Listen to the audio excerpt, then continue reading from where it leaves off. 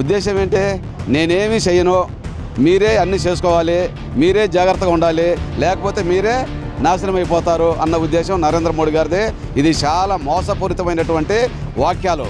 మోదీ గారు సందేశం ఇచ్చినప్పుడు దాన్ని సదుద్దేశంతో మనం తీసుకోవాలి, కానీ దాన్ని ఎటువంటి వ్యతిరేకతగా తీసుకోవాల్సిన అవసరం. కానీ మనకున్న ఆర్థిక వనరుల వల్ల మనం తగ్గించుకోవాలని ఒక మాట సూచనగా సలహాగా ఇచ్చారు. కానీ నరేంద్ర మోడీ గారు మేము చెప్తున్నాం, మీరు త్యాగం చేయండి. మీరు ఎంపీలు ఇవాళ లక్షల రూపాయలు ఇవాళ జీతాలు తీసుకుంటున్నారు, ఇవాళ అదనపు ఖర్చులు పెడుతున్నారు. మీరు అటువంటివన్నీ కూడా సరిదిద్దుకోకుండా అతిగా ఆశపడిపోయి దొరికిద్దో దొరకదని ముందు జాగ్రత్త పడడం అనేది మానుకుంటే చాలా వరకు మనకి మంచిది. ధరలు కూడా పెరిగే అవకాశం ఉండదు. ప్రధాని నరేంద్ర మోడీ హైదరాబాద్ పర్యటనలో కొన్ని సూచనలు అయితే చేశారు. రాష్ట్రాలకు సంబంధించి ఏదైతే ఉందో, ఒక ఏడాది పాటు బంగారం కొనుగోలు చేయొద్దు, ఆయిల్ వాడకం తగ్గించాలి, ఇంట్లో వాడే ఆయిల్ కూడా తగ్గించాలి, ఆడంబరాలకు పోవద్దు, ఫంక్షన్లు చేసేటప్పుడు ఆడంబరాలు కూడా పోకుండా ఉండాలని దీనికి సంబంధించి రకరకాల సంబంధించినటువంటి సూచనలు దీనికి సంబంధించి మనతో పడుతున్నారు. సార్, ప్రధానంగా చెప్పండి, నిన్న ఏదైతే ఉందో నరేంద్ర మోడీ హైదరాబాద్ పర్యటనలో కొన్ని సూచనలు చేశారు, ముందస్తుగా చేశారు, దాని గురించి ఏం చెప్తారు? మన దేశ ప్రధాని గారు నరేంద్ర మోడీ గారు ఆ విధమైనటువంటి ప్రకటన చేయడము సరైంది కాదనేది మా ఉద్దేశం. అట్లాగే మీరు ధరలు పెరగలేదు, అన్నీ అనుకూలంగా ఉన్నాయి, మేము పెంచలేదు, ఇది కేంద్రమే బరాయిస్తుందని చెప్పడం అనేది ఒక మోసపూరితమైనటువంటి మాట. అట్లాగే మీరు బండ్ల మీద ఆయిల్ వాడమాకండి, ఏదైతే ఎలక్ట్రికల్ ఉన్నాయో దాన్నే వాడండి, మనకు ఆదా అవుతుంది, విదేశీ నుంచి వచ్చినటువంటి ఏ అయితే వస్తువులు ఉన్నాయో దాన్ని వాడొద్దు, ఇవన్నీ సూచనలు చెప్పాడు. అయితే ఏంటంటే, ఇక్కడ ఉన్నటువంటి భౌతిక పరిస్థితుల మీద ఇప్పటి వరకు జరుగుతున్నది, మనకు విదేశీ వస్తువులు జరుగుతున్నాయి, మన వస్తువులు అక్కడికి వెళ్తున్నాయి, అప్ అండ్ డౌన్ జరుగుతూ ఉన్నాయి. దీని గురించి ఆయన ఏం చెప్పట్లే. వాడొద్దు, మీరు బంగారం తీసుకోవద్దు, లేదు తినొద్దు, ఆదా చేసుకోండి అంటే ఉద్దేశం ఏంటి? నేనేమి చేయను, మీరే అన్నీ చేసుకోవాలి, మీరే జాగ్రత్తగా ఉండాలి, లేకపోతే మీరే నాశనం అయిపోతారు అన్న ఉద్దేశం నరేంద్ర మోడీ గారిది. ఇది చాలా మోసపూరితమైనటువంటి వాక్యాలు. ఇది చేయటం అనేది ఈ దేశంలో ఇంతవరకు జరగనటువంటిది. మొదటిసారి నరేంద్ర మోడీ గారిని మేము చూసి ఏం చెప్పాలో అర్థం కాక ఉన్నటువంటి పరిస్థితి ఇవాళ ప్రజల్లో ఆందోళన చెందుతూ ఉంది. అందుకని చెప్పేసి నరేంద్ర మోడీ గారు తెలంగాణ ప్రాంతానికి వచ్చేసి ఈ ప్రకటన చేయడం అనేది సరైంది కాదు అనేది నా ఉద్దేశం. నేను సిఐటి నాయకుడిని, అట్లాగే Vijayawada hotel and bakery workers union general సెక్రటరీని. ఇవాళ హోటల్లో ఉన్నటువంటి ఇబ్బందులు చాలా ఎదుర్కోవాల్సి వస్తుంది. ఆయన చెప్పిన ప్రకటన ఏంటంటే, గ్యాస్ కూడా వాడమాకండి, గ్యాస్ విదేశాల నుంచి వస్తుంది కాబట్టి అది కాకోకుండా మీరు వేరే మార్గం చూసుకోండి అన్నట్టు, అంటే డైరెక్ట్గా చెప్పుకోకుండా ఇండైరెక్ట్గా ప్రకటన. ఇవాళ ధరలు పెరిగి ఆయిల్ దగ్గర నుంచి, పామ్ ఆయిల్ దగ్గర నుంచి ప్రతి నిత్యావసర ధరలు అన్నీ పెరిగి ఆకాశాన్ని అంటుకొని అందుబాటులో లేకుండా ఉంటే ఇవాళ నేనేమీ పెంచలేదంటాం అనేది చాలా దారుణమైనటువంటి పరిస్థితి. అందుకని చెప్పేసి నరేంద్ర మోడీ గారికి ఈ విషయాలు జనాల్లో ఉన్నటువంటి ఆలోచన కూడా తెలియజేయాలని చెప్పేసి ఉద్దేశం మంచిది, మీరు తీసుకున్నటువంటి నిర్ణయం. అందుకు కాబట్టి నరేంద్ర మోడీ గారు చెప్పినటువంటి మాటలు చాలా అబద్ధాలు. అదే ఏంటంటే, కొన్ని పార్టీల మీద బురద జల్లడం కూడా జరిగింది. ఈయన ఏదో అంత మేలు చేస్తున్నట్టు. ఈ బీజేపీ ప్రభుత్వం ఇవాళ వచ్చిన తర్వాత ఒక 50 సంవత్సరాలు 25 సంవత్సరాలు వెనక్కి వెళ్ళిపోయింది తప్పించే ముందుకు వచ్చినటువంటిది ఎక్కడ కనపడలే.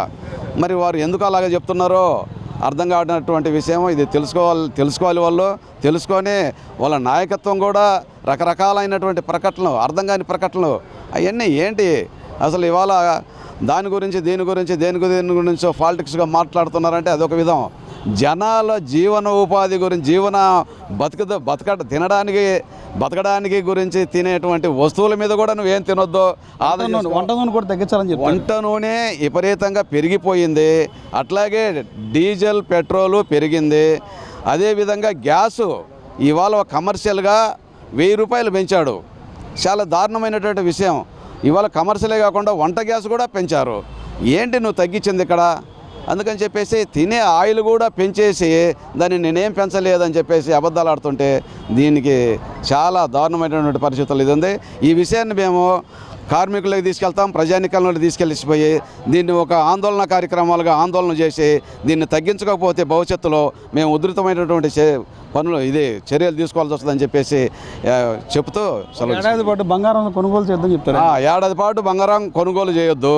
మరి పెళ్ళిళ్ళు, ఇల్లు ఏదైనా తీసుకోవాలనుకున్న వాళ్ళు ఇంకేం తీసుకుంటారు? పోనీ ఏడాది తర్వాత తులం వచ్చేసి 25,000 30,000కు నువ్వు తీసుకురాగలుగుతావా? చెప్పండి. అలాగే ఉంటారు జనం. అలాగే మనం జనాలకి కన్విన్స్ చేద్దాం, నువ్వు అది చేయవు కదా, ఎప్పుడున్నా ఈ 1,50,000 తులం అనేది గ్యారెంటీగా ఉంటుంది. ఒక సంవత్సరం పాటు తీసేసినంత మాత్రాన ఏం పోయేది ఏం లేదు కదా. తీసుకోవాల్సిన వాళ్ళు కార్యక్రమాలు చేసుకోవాల్సినటువంటి వాళ్ళు ఆపుకోరు కదా. కాబట్టి అది కూడా చాలా మోసపూరితమైనటువంటి మాటలకు తప్పించే ఇంకోటి కాదు. మోదీ గారు సందేశం ఇచ్చినప్పుడు దాన్ని సదుద్దేశంతో మనం తీసుకోవాలి, కానీ దాన్ని ఎటువంటి వ్యతిరేకతగా తీసుకోవాల్సిన అవసరం లేదు.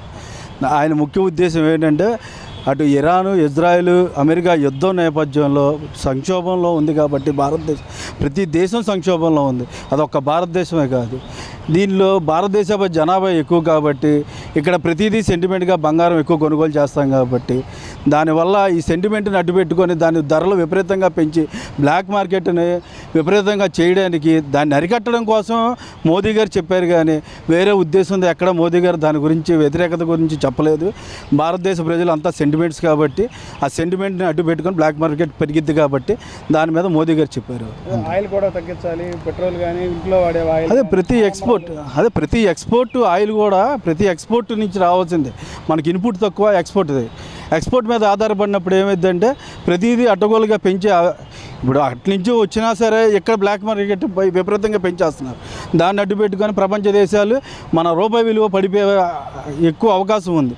దీన్ని మనం ఎంత సానుకూలంగా ఎదుర్కోగలిగితే అంత సానుకూలంగా ఆయన ఒక్క సంవత్సరం పాటు దీన్ని ఎదుర్కోగలిగితే ఆ తర్వాత మళ్ళీ భారతదేశం సుభిక్షంలో నడిచిద్ది అని చెప్పేసి మన మోదీ గారు నిన్న ఇచ్చిన సందేశంలో ప్రథమ అర్థం. ఖచ్చితంగానండి, దీన్ని అమలు చేయాల్సిన అవసరం కూడా భారతదేశ ప్రజల మీద ఉంది.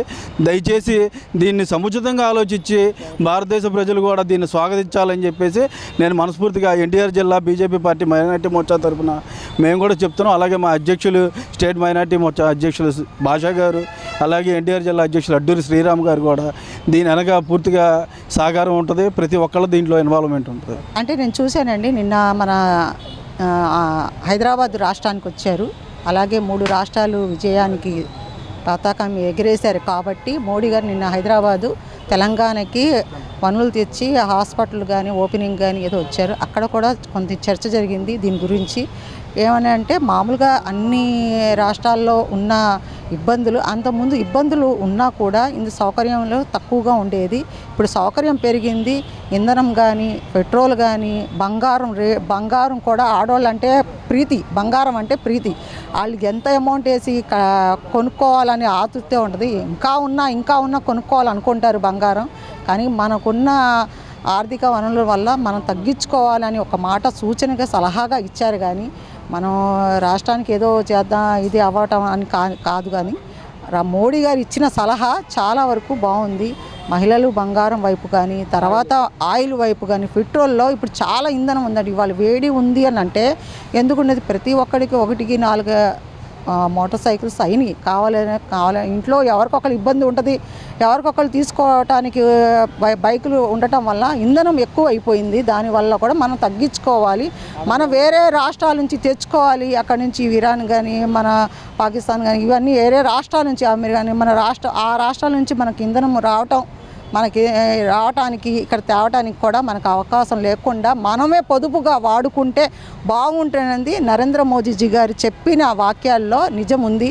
అందరం మనం పాటిస్తే కనుక మన రాష్ట్రం కూడా సౌభ్యతగా ఆనందంగా ఉంటుంది. ఏ విషయంలో కూడా మనం ఉన్న పెట్రోల్ విషయంలో కానీ, బంగారం విషయంలో కానీ, మహిళలు కూడా, ఎందుకంటే మహిళలు మనం తప్పుపడాలి లేదు. మహిళలకి ఏంటంటే బంగారం అంటే ప్రీతిగా ఉంటుంది కాబట్టి వాళ్ళకి ఏంటంటే కొనుక్కోవాలంటారు.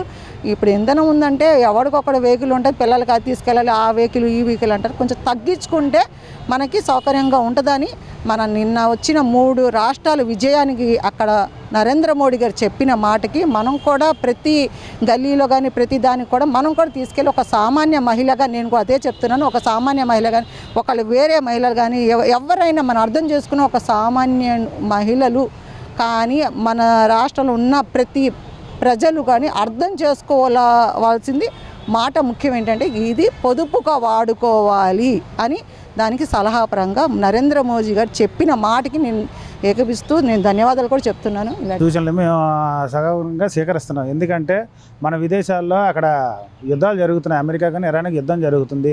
ఆయిల్ ట్యాంకులు అక్కడి నుంచి వాళ్ళు పంపించినా సరే ఇక్కడ ఈ బ్లాక్ మార్కెట్, బ్లాక్ మనీ ఎక్కువ చేసేస్తున్నారు. మొన్న చూసారో లేదో మీకు తెలిసే ఉంటుంది, గత వారం రోజులుగా పెట్రోల్ బంకుల్లో కూడా పెట్రోల్ లేకోకుండా బకెట్లు డబ్బాలు పట్టుకొని మరీ అంత దారుణంగా పుకారు చేయడం వల్ల ఆయిల్ రాదు, డీజిల్ రాదు, పెట్రోల్ దొరకదు అని చెప్పగానే దానికి ప్రజలు భయపడిపోయి ముందు 2 రోజుల ముందు నుంచే లైన్కి వచ్చేసేసి లైన్ పెట్టేసేసి భారీ ఎత్తున లైన్ పెట్టేసుకొని ఆ పెట్రోల్, డీజిల్ ఎగస్ట్రా ఒక్కొక్కడు 10 లీటర్లు 12 లీటర్లు కూడా తీసుకొని దాచుకున్న పరిస్థితి వచ్చింది. అదంతా కాదండి. ఇలాగ ఆయిల్ ఇలాగ జాగ్రత్త వాడుకోండి. ఉన్నవాళ్ళు మనం బయట నుంచి మనం తెచ్చుకుంటున్నాం కాబట్టి మనకి ఎటువంటి మన షిప్పులు కానీ ఏదన్నా విదేశాల నుంచి అంతసేటు యుద్ధంలో కూడా భారత జెండాను చూసి వాళ్ళు మన షిప్పులను పంపిస్తున్నారంటే మనకు వాళ్ళంతా గౌరవిస్తున్నారు. అలాగే మన ప్రధానమంత్రి మోడీ గారు మనకిచ్చిన సందేశాన్ని మనం కూడా స్వీకరించి అలాగే రాష్ట్రంలో ఉన్న ప్రజలందరూ కూడా ఆ కరువు కాలం అన్నట్టు అదే అసలు మనకు కరువు అనే పరిస్థితి మనకి లేదు, మనకి చక్కగా దొరుకుతుంది. కానీ ఏంటంటే ప్రజలు అతిగా ఆశపడిపోయి దొరికిద్దో దొరకదని ముందు జాగ్రత్త పడడం అనేది మానుకుంటే చాలా వరకు మనకి మంచిది. ధరలు కూడా పెరిగే అవకాశం ఉండదు, నిదానంగా జరుగుతుంది. కూరగాయల రేట్లు కానీ అవన్నీ ఇప్పుడు దాని డీజిల్ వల్లే అన్నీ పెరుగుతాయి. ఇప్పుడు ఆ డీజిల్ మనం కంట్రోల్ చేసుకున్నాం అనుకో, మనం లిమిట్గా వాడుకున్నాం అనుకో, ఆ ధరలు పెరిగే అవకాశం కూడా మనకి ఎటువంటి అవకాశం కూడా ఉండదని నేను ప్రజలకు కూడా నేను అదే తెలియపరుస్తాను. బంగారం కొనకూడదంటే ఇప్పుడు అక్కడ యుద్ధాలు జరుగుతున్నాయి, మనకు ఆర్థికంగా మనకు రేట్లు పెరిగిపోతున్నాయి. ఒకప్పుడు 12,000 13,000 కాసు ఉండేది, ఈరోజు 1,00,000 1,50,000 వెళ్ళిపోతుంది. వెండి కూడా మనకి 1,000 రూపాయలు 2,000 3,000 ఉండే వెండి కూడా ఈరోజు కేజీ వచ్చి 1,50,000 2 లక్షలకు వెళ్ళిపోతుంది. అవతల సైడ్ అటు సైడ్ యుద్ధాలు జరుగుతున్నాయి కాబట్టి దానివల్ల మనకి రేట్లు పెరుగుతున్నాయి. అది కూడా మనం కంట్రోల్గా కొనుక్కోవటం. ఒక్కొక్కరు ఏం చేస్తున్నారంటే ఈ మధ్య ఆ డబ్బు ఏం చేయాలో అర్థం అవ్వక ఆ బంగారాల మీద వాటి మీద పెడుతున్నారు. దాని మీద కాదు, భూమి మీద పెట్టండి. కావాలంటే భూమి మీద పెట్టండి. బంగారం ఈరోజు రేటు ఉంటుంది, రేపు పడిపోద్ది.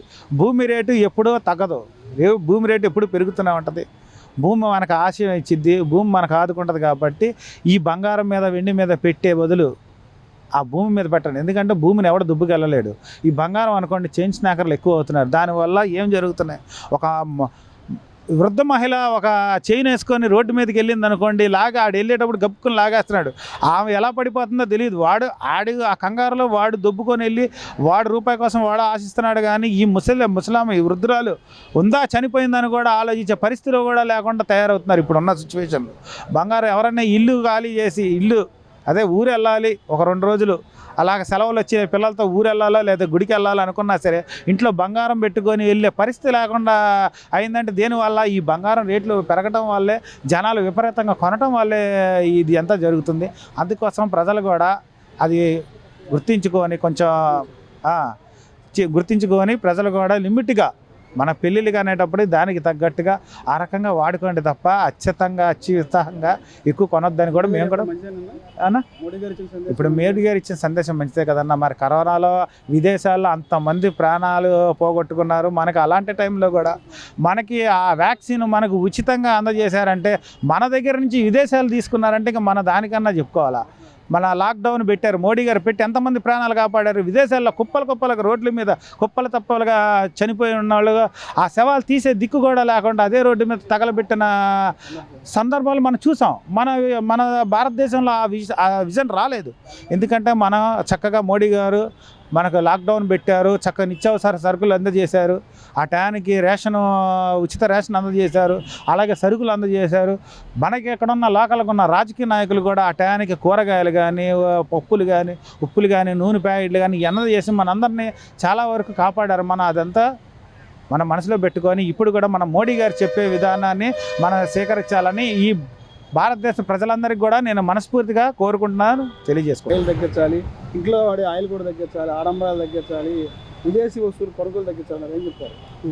మోడీ గారు చాలా ముందు చూపుగా ఇవన్నీ కూడా భారతదేశ ప్రజలకి చెప్పడం జరుగుతుంది.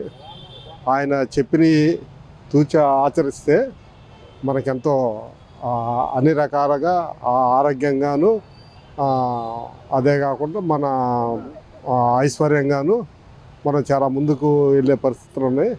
ఇప్పుడు ఎలక్ట్రికల్ బండ్లు వాడమన్నారు అని అంటే, ఇప్పుడు ఇప్పుడు మనం ఈ పెట్రోల్ బండ్లు వాడిన దగ్గర నుంచి దానికి ఏయో రిపేర్లు రావటం కానీ అయ్యని కానీ చాలా రకరకాలుగా వాటి వల్ల ఇబ్బంది ఉంది. ఈ ఎలక్ట్రికల్ వాహనాలు ఆడితే దానికి అసలు మెకానిక్తో పని లేదు.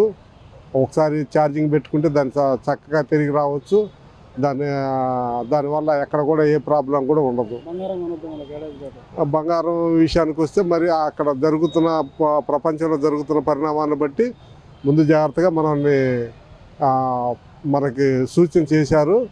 దానివల్ల ఆ రకంగానే కాకుండా మనకు కూడా బంగారం వల్ల కొద్దిగా ఇబ్బందికరమైన విషయాలు ఉంటాయి. మామూలుగా ఏదైనా ఫంక్షన్లకు వేసుకుని కానీ లేకపోతే బజార్లకు కానీ సినిమాలకు కానీ షికార్లకు కానీ వెళ్ళేటప్పుడు ఒంటరిగా ఆడవాళ్ళు వెళ్తే ఎవరో పోకిరి వాళ్ళు అమ్మడబడి వాళ్ళు ఈ మనిషికి గురించి ప్రాణాపాయ గురించి ఆలోచించకుండా వాళ్ళ దుర్బుద్ధితోటి వాళ్ళు లాక్కోవటం జరుగుతుంది. దానివల్ల ఈ ఉన్న మనుషులకి ప్రాణం పోయే పరిస్థితులు కూడా ఉన్నాయి. అందువల్ల ముందు చూపుగా అవి కూడా మనం జాగ్రత్తగా చేసుకుంటే చాలా మంచిది. అదే మనం పెట్టుబడి ఇంకే రకంగా పెట్టుకుంటే దానికి అంతకంత డబుల్ అయిద్దని చెప్పి ఆలోచనతో చెప్పడం జరిగింది. దాన్ని చూసి ఆచరించాలని మనం చేస్తాం. మీటింగ్లో పాల్గొంటూ ప్రజలు ఇవాళ సహకరించాలి, త్యాగం చేయాలని చెప్పేసి అని అంటున్నారు. ఏం త్యాగం నరేంద్ర మోడీ గారు వంట నూనె వాడొద్దంట, బంగారం కొనొద్దంట, మీరు విదేశీ వస్తువులే కొనండి అని చెప్పేసి అని నీతులు చెప్తున్నారు. కానీ మీరు మాత్రం స్వదేశీ మంత్రం జరుపుతూ ఇవాళ ప్రైవేట్కి విదేశీ కార్పొరేట్లకి ఇవాళ బార్లు తెరుస్తూ ఇవాళ మీరైతే మాత్రం అటువంటి విధానాలు చేయొచ్చు. ప్రజలు మాత్రం త్యాగం చేయాలంట. అయ్యా నరేంద్ర మోడీ గారు, మేము చెప్తున్నాం, మీరు త్యాగం చేయండి. మీరు ఎంపీలు ఇవాళ లక్షల రూపాయలు ఇవాళ జీతాలు తీసుకుంటున్నారు, ఇవాళ అదనపు ఖర్చులు పెడుతున్నారు. మీరు అటువంటివన్నీ కూడా సరిదిద్దుకోకుండా ప్రజల్ని ఇవాళ త్యాగం చేయండి అని చెప్పడం ఏమాత్రం సరైనది కాదు. ఇది మబ్బి పెట్టి మాయపరచడం అని చెప్పేసి అనేది ఈ సందర్భం మేము తెలియజేస్తున్నాం. అంతే నరేంద్ర మోడీ గారు మీటింగులో బహిరంగ సభలో పాల్గొనడం కాదు, చేతల్లో చేయండి. ఇవాళ మీరు ఎంత దుర్వినియోగం చేస్తున్నారని చెప్పేసి అనేది ప్రజలు గమనిస్తున్నారు. కాబట్టి భవిష్యత్తులో ఇటువంటి వ్యాఖ్యలు మానుకోవాలని చెప్పేసి అనేది నరేంద్ర మోడీ గారికి తెలియపరుస్తున్నాం.